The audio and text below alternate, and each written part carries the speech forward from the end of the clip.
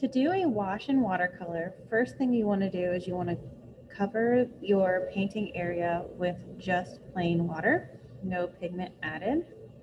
Just going to paint a little swash here with only water. Your paper will start to curl, but that's okay. That's what happens when you add water to paper.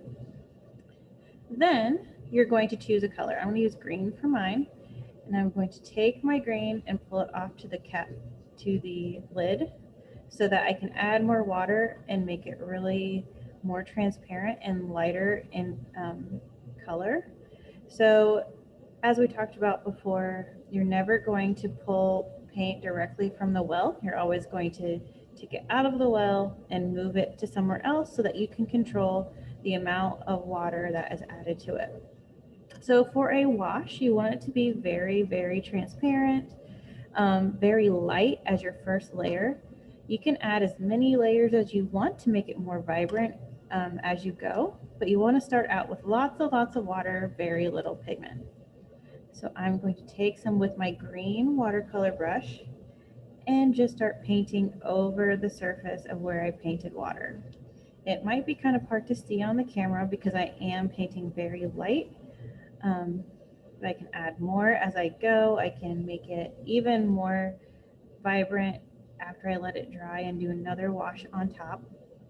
With a wash, it's really important that you make the entire area the same value. So you don't want one side of it to be really dark and the other side to be really light. So you just kind of have to keep working with it, keep moving your paintbrush around so that it doesn't pool in certain areas. With this like tiny little piece of paper, it might start pooling on the edges. So all you do is you just kind of use your brush and keep going around the edge and start kind of moving it towards the middle. And then as it dries, it will start evening out, especially if you keep the water moving around, it won't pool in one area. So after you have, one layer of the wash done, you can let it dry.